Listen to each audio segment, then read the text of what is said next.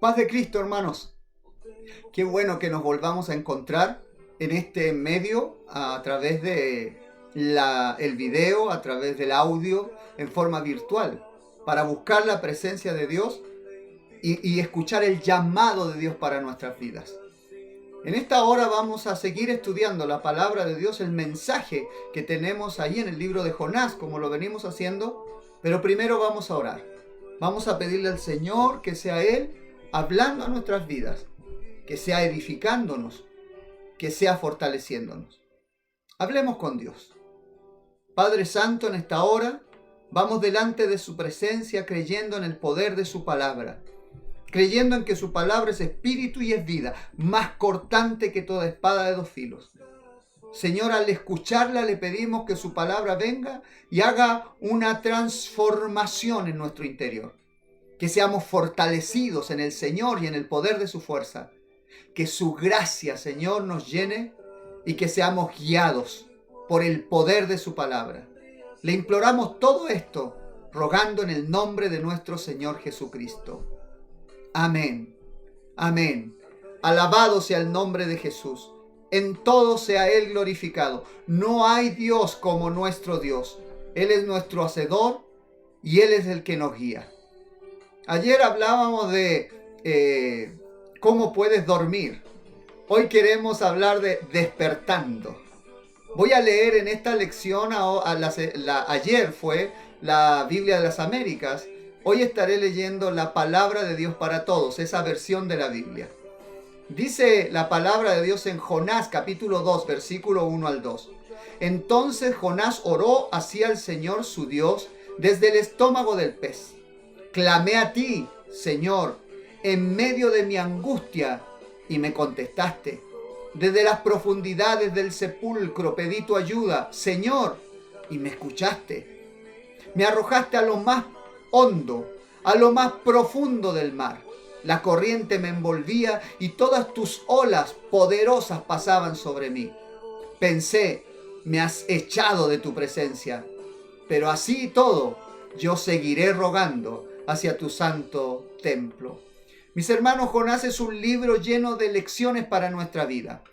La crisis en el barco, la tormenta en donde estaba Jonás y se hundía y la gente creía que se iba a ahogar, en donde estaba esa tormenta, esa crisis, es como la crisis que vive el mundo actual.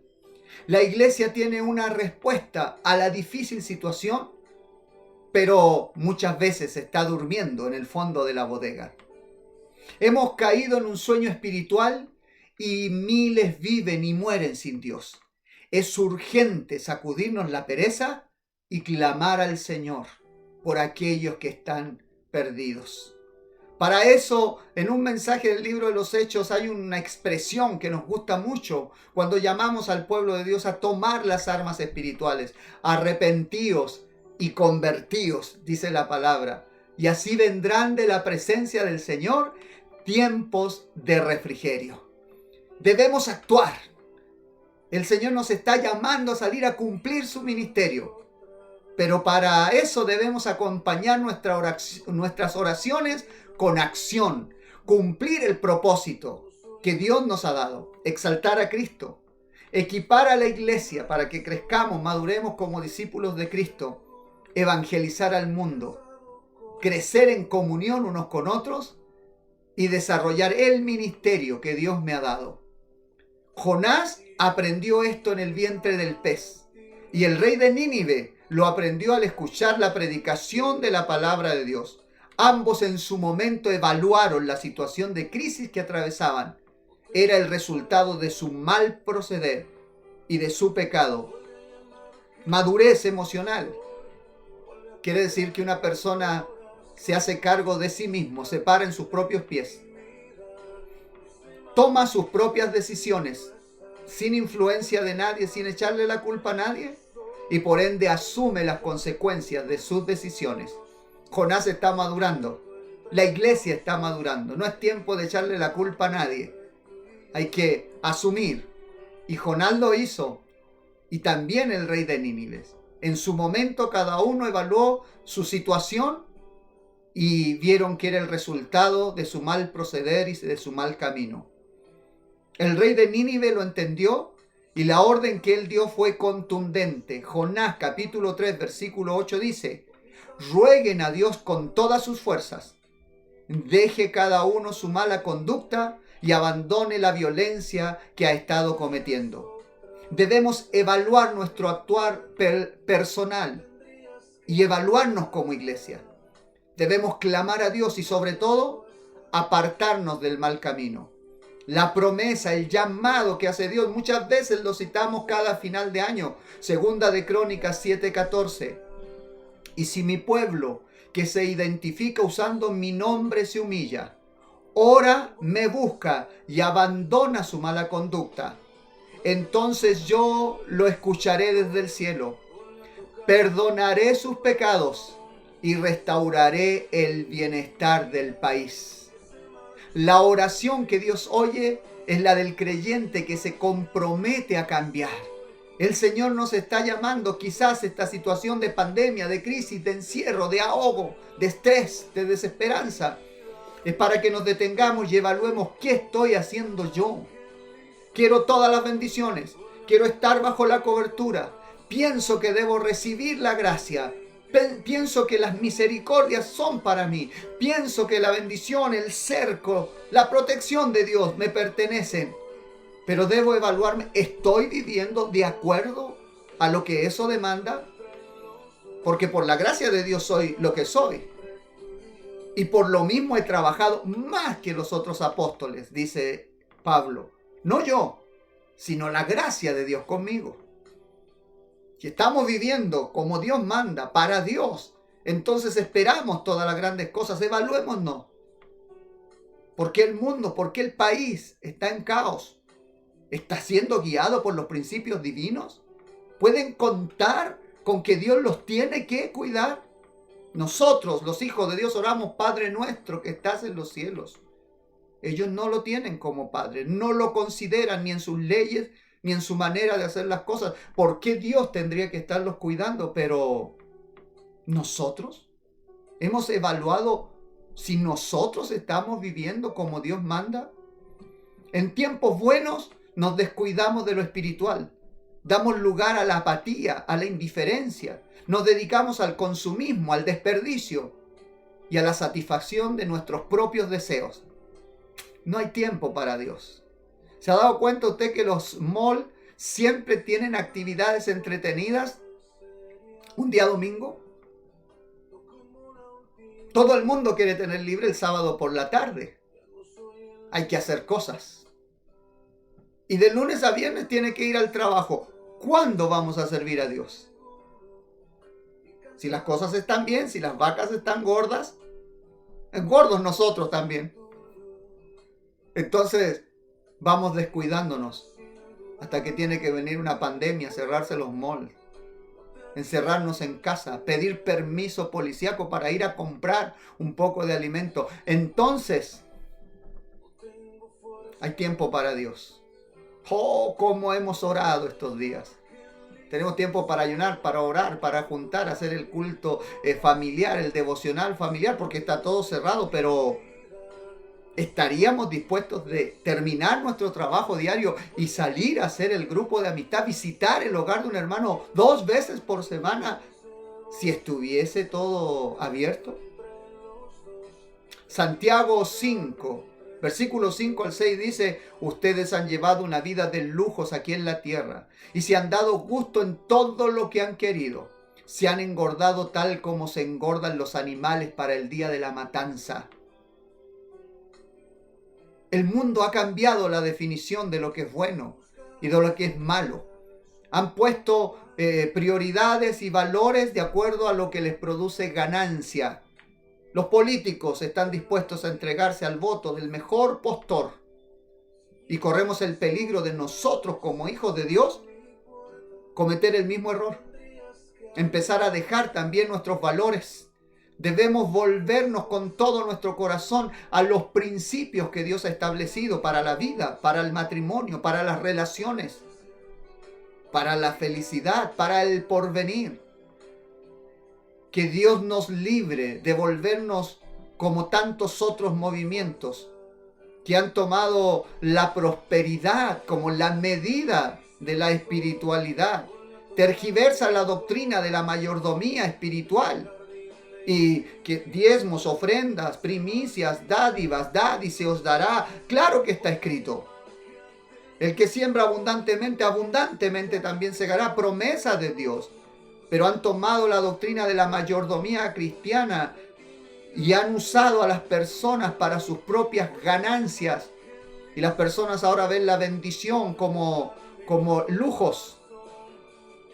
Pero somos seguidores del Nazareno, de aquel que teniendo todo se vistió de hombre, tuvo un solo vestido, caminó por las calles polvorientas, se ciñó la toalla, lavó los pies de sus discípulos. No estuvo entre los lujos y las cenas de palacio, aunque fue invitado a varias casas de gente adinerada. Pero no era eso lo que a él le interesaba, sino predicar el reino de Dios. Para tener un avivamiento, un despertar, tenemos que tener un cambio de perspectiva. Jonás 1:10 dice: entonces los hombres se asustaron mucho y le preguntaron: ¿qué es lo que has hecho? Pues sabían que estaba huyendo de la presencia del Señor, porque Jonás se los había contado.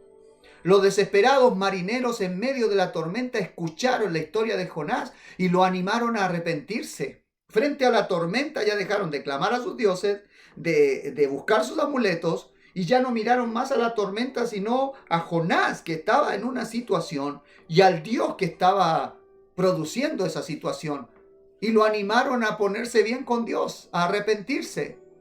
Ver una situación desde la perspectiva de Dios cambia la percepción para aquellos que están en crisis. Estos marineros en crisis se estaban encomendando a su idolatría, pero de pronto entienden que aquí hay otro enfoque. Ni siquiera ellos solo están en medio de un problema. El problema es que Jonás no está obedeciendo y que hay un Dios soberano que actúa como quiere. Cambiaron su perspectiva, dejaron su preocupación por sus cosas y empezaron a preocuparse por Jonás para que se volviese a Dios.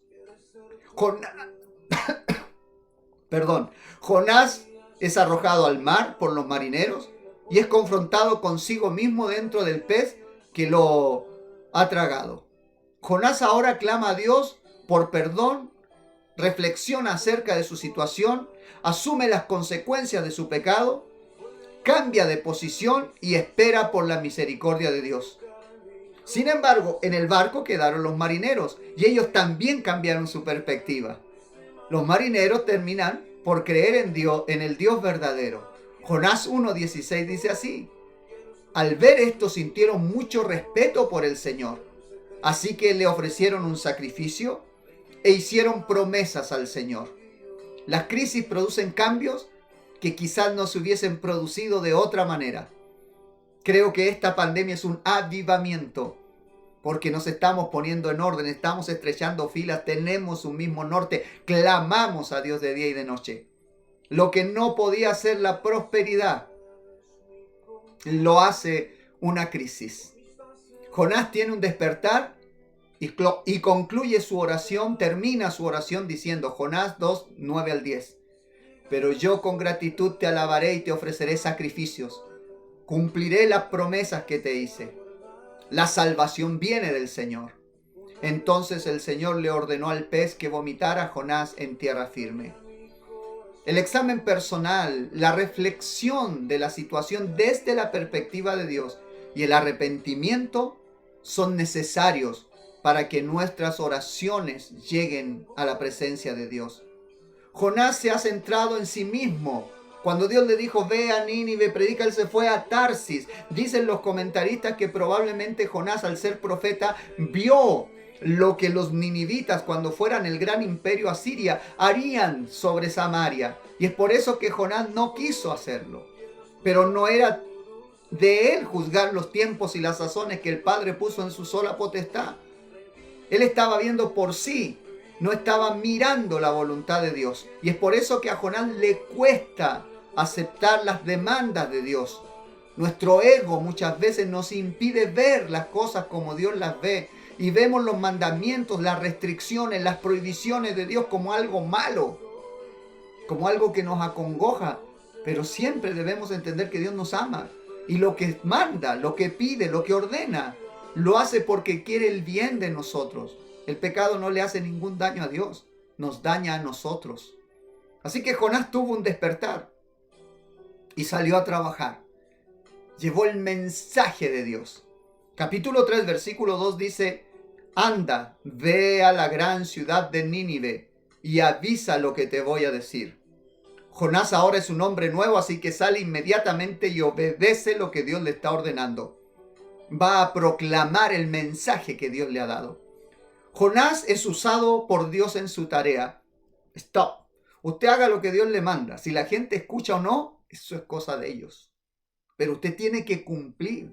Muchas veces nos ponemos a pensar, ¿qué más? Y por tantos años se ha hecho. No es la situación, no es la pregunta. Es que nos está pidiendo que hagamos el Señor. Jonás es usado por Dios en la tarea que Dios le ha dado. Y los ninivitas son confrontados y ven. Ahora ven las cosas desde la perspectiva de Dios. Entienden que hay un Dios soberano. Y no están en manos ni de la naturaleza, ni de la influencia de los astros, ni del mercado o de la economía. Ellos entienden que Dios está a punto de castigar la ciudad. Se los está advirtiendo, los voy a castigar.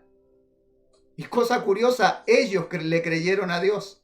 Jonás capítulo 3, versículo 5 dice: la gente de Nínive le creyó a Dios, anunciaron ayuno, y desde el más importante hasta el más humilde se vistieron con ropa áspera. Claro que esperaríamos que el pueblo de Dios reaccione ante el mensaje del profeta, pero esta respuesta surge de un pueblo cuya maldad era tal que había llegado hasta la presencia de Dios, había colmado al Señor su paciencia, habían sido condenados justamente por Dios. Pero el mensaje que Dios envió inició un movimiento de arrepentimiento que llegó a todos los rincones de Nínive y afectó a todos los niveles de su sociedad. Desde el más rico hasta el más pobre, desde el más grande al más pequeño, todas las familias se pusieron a buscar a Dios. Terminemos pensando en esto. En Nínive hubo un verdadero avivamiento espiritual. Jonás 3:10 dice: Dios vio lo que hicieron, se dio cuenta que dejaban su mala conducta, entonces cambió de parecer respecto al castigo que les tenía preparado y no lo llevó a cabo. Dios detuvo su mano. Su decisión de querer castigar fue cambiada porque la gente obedeció. ¿Cree usted que Dios puede traer hoy un avivamiento como ese a nuestro grupo de amistad, a nuestra iglesia, a nuestra comunidad, a la ciudad donde vivimos? Yo creo que puede venir un gran avivamiento. Creo que si el pueblo de Dios, así como lo está haciendo, se humilla y busca al Señor, el Señor perdonará pecados, sanará la tierra. Ahora, la pregunta es: ¿qué está dispuesto a hacer usted para que esto se haga realidad? ¿Está dispuesto a tomar la mancera? ¿Está dispuesto a ponerse en marcha en pos de las cosas santas? ¿Está dispuesto a dar su tiempo?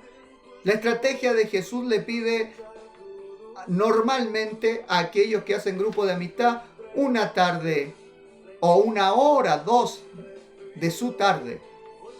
Claro, es acostarse más tarde para seguirse levantando temprano, pero ¿cuántas veces por insomnio, por problemas, perdemos el sueño? ¿Qué más sirviendo al Señor? ¿Qué más haciendo lo que a Dios le agrada? Le invito a que tengamos un despertar, que le entreguemos nuestra vida al Señor para hacer su voluntad. No lloremos por lo que hemos perdido nosotros. No lloremos por las oportunidades que se han ido.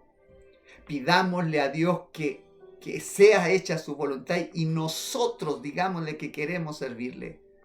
Probablemente va a cambiar mucho. Cambiemos la perspectiva y vamos a ver un avivamiento. Oremos. Oremos en la presencia de Dios y digámosle de todo corazón que queremos servirle, que estamos en sus manos. Cierre sus ojos, incline su rostro. Señor Jesucristo, en esta hora reconozco que su palabra es verdad. El salmista escribió: entrad por sus puertas con acción de gracia, por sus atrios con alabanza. Reconoced que Jehová es Dios. Él nos hizo y no nosotros a nosotros mismos. Somos su pueblo y ovejas de su prado. Señor, en esta hora reconocemos que existimos para su gloria, para sus propósitos. No estamos hechos, usted no nos pensó para vivir para nosotros, simplemente para alcanzar nuestros sueños. Sabemos que usted añade bendiciones sobre sus hijos e hijas, que usted siempre ha tenido control sobre esas cosas y que hijos suyos serán muy prósperos y alcanzarán sus sueños y tendrán grandes títulos y muchos se desarrollarán en sus talentos, dones y empresas. También otros dependerán de que estos sean conscientes de que le deben esto a Dios y deben ser solidarios con aquellos que tienen menos. Usted tiene orden para todo esto, pero no es esa el objetivo, no es esa la finalidad por la cual nosotros le servimos, porque su palabra dice: buscad el reino de Dios y su justicia y las demás cosas vendrán por añadidura. Disponemos nuestros corazones, Señor, para servirle, para caminar en el propósito que usted ha establecido. Ayúdenos para priorizar nuestro tiempo, para poner en orden nuestras actividades. Primero usted, sabemos que hay que salir a trabajar, hay que cumplir el horario, por supuesto que sí. Pero en el tiempo libre, que tengamos tiempo para usted antes que para las cosas vanas, para aquellas cosas que sabemos a ciencia cierta han de terminar, porque el mundo y sus deseos pasan, pero el que hace la voluntad de Dios permanece para siempre. Traiga un avivamiento a su iglesia, traiga un avivamiento a su pueblo, traiga un avivamiento, Señor, a Chile, a nuestra nación, donde esté la Asamblea Apostólica, allá en el Oriente, India, Pakistán, Tiananmen, en Indonesia, Señor, donde está la Asamblea en África, en Europa, en Norteamérica, Centroamérica, Caribe, Suramérica. Señor Jesucristo, muévase con poder, Señor. Traiga un avivamiento. Estamos esperando un gran avivamiento antes de que suene la final trompeta. Señor, que este sea el tiempo en que nos pongamos en la brecha. Caminemos para su gloria. Le servimos a usted, sea usted alabado, Señor. Nos ponemos en sus manos, que sea hecha su voluntad y no la nuestra, Señor Jesucristo. Que en todo sea usted honrado para gloria suya, en el nombre del Señor Jesús. Amén. Amén. Le damos la alabanza, la gloria, el reconocimiento a Él, el que se lo merece todo. Mi hermano, mi hermana, qué gusto compartir con usted. Gracias por permitirme entrar a la intimidad de su hogar, en su casa. Gracias por el tiempo que toma para escuchar. Que Dios le bendiga en gran manera. Nos vemos